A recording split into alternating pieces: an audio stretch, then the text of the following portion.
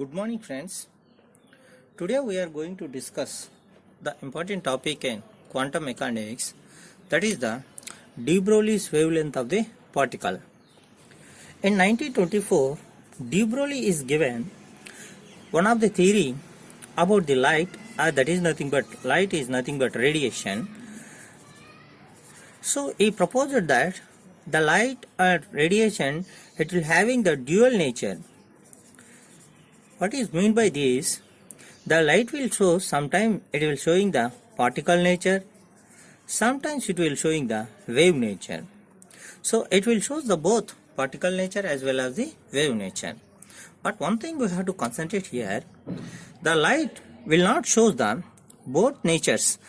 If we cannot expect the two natures, particle as well as the wave nature at a time. So depending upon the phenomena which is showing that light, it will exist the wave or particle. So you may get the doubt something, if the light, the radiation is showing the both natures, that means it will having the wavelength also. You may get the doubt, is a particle can have the wavelength? Can particle having the wavelength? You will get the doubt. So it will, particle will show the wavelength. This doubt will arise. That means according to the De-Broglie, all particles will show the wavelength also. They will produce the waves also. All particles will associate with the waves also. So how can we find out this wavelength of the respected particle? We can derive this wavelength of the any particles, a De-Broglie wavelength of the any particle, with help of the two theories. One is the Planck's theory. See, what is the Planck's telling? The radiation is nothing but it is coming in the particle nature, that is nothing but quanta. So the energy of the quanta which is having E is equal to h mu. This is, let's assume it is the equation 1. According to the Einstein, what is Einstein telling? That the energy relation, the energy which is related with the mass into energy relation, which is Einstein is given by E is equal to mc square. This Einstein given the relation between the energy and radiation, energy conservation from mass to energy. Let's assume take it as the equation number 2.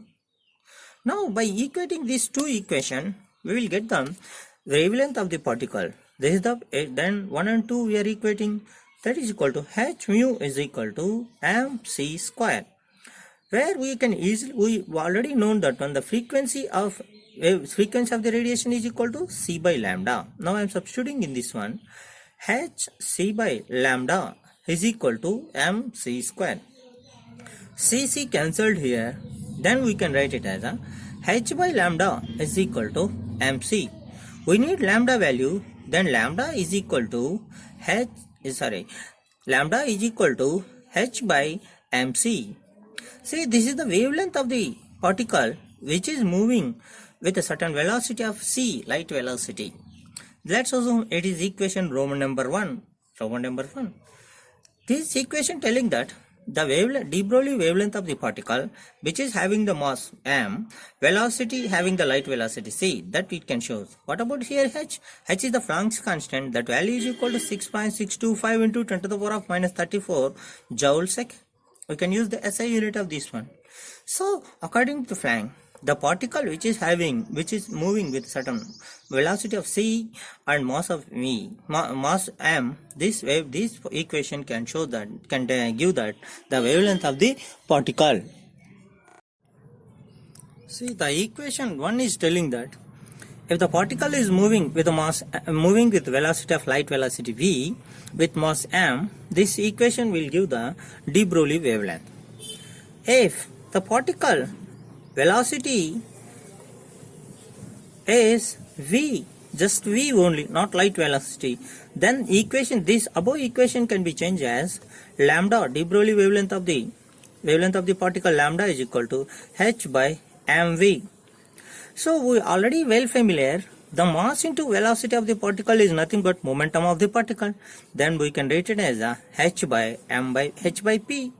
So this equation is the second equation, Roman number 2, second equation.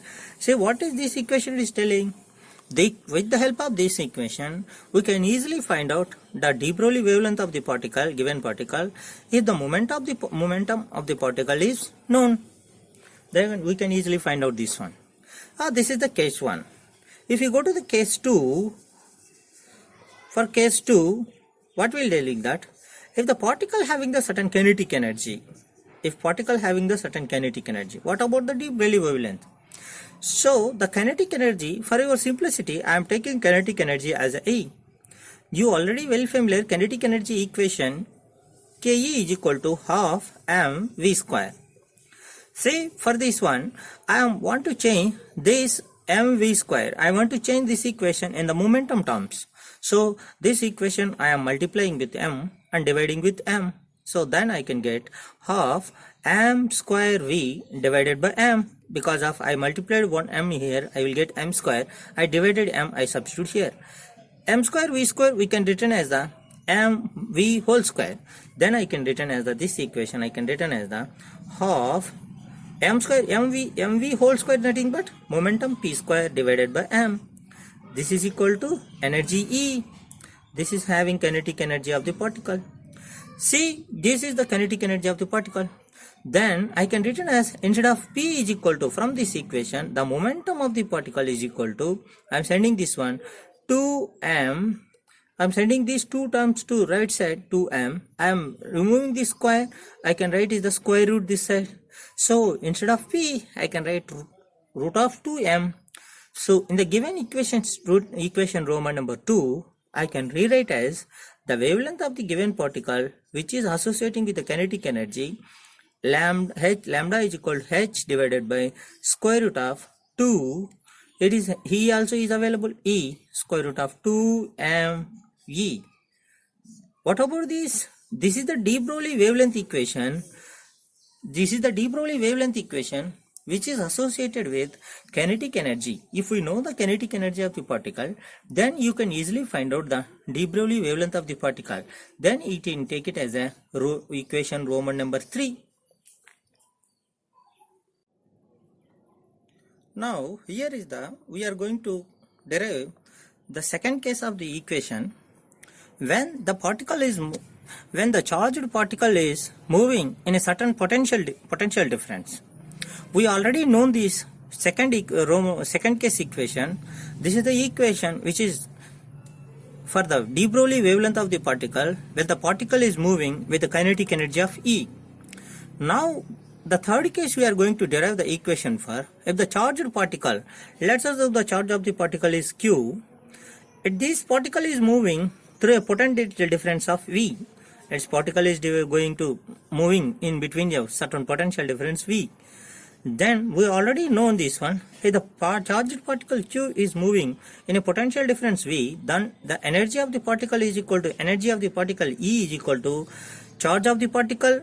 Charge of the particle I am taking Q, charge of the particle Q, and energy of the particle, the potential difference of the which is particle is moving in between the two poles, that is equal to QV. It is the multiplication, is the product of charge of the particle and potential difference which is charged particle is moving.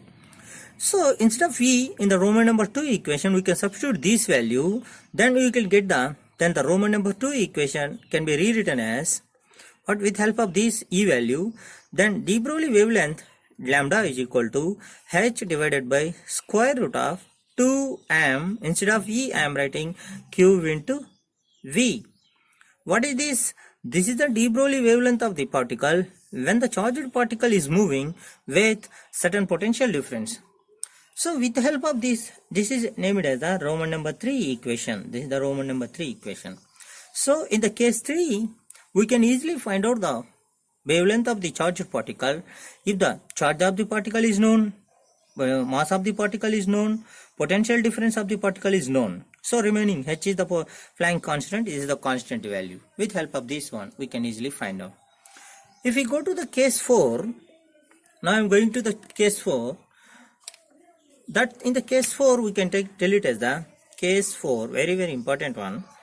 If the charged particle is at equilibrium position, thermal equilibrium position, thermal equilibrium So at the temperature T, see, we already well familiar in the, if the charged particle having the thermal equilibrium, the energy of the particle, if the particle is at the thermal equilibrium, that energy of the particle E is equal to, in the thermodynamic equation, 3 by 2 kT, where K is equal to Boltzmann constant. This the value is, we already well familiar, 1.38 into 10 to the power of minus 23 joule per Kelvin. This is the value.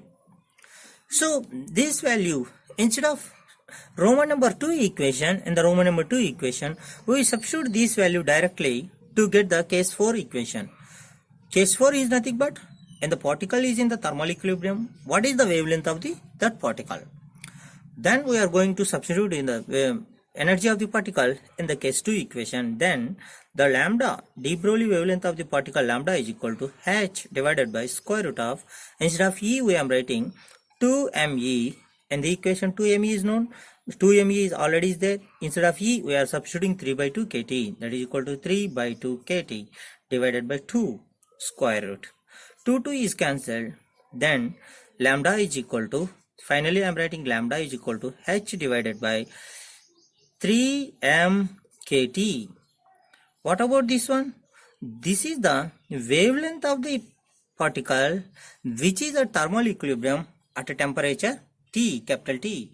See, it is the capital T is nothing but temperature of the particle in Kelvin scale, mass of the particle, Boltzmann constant of the particle, temperature, Boltzmann constant of the particle. See, in the case 4 we can easily find out the particle.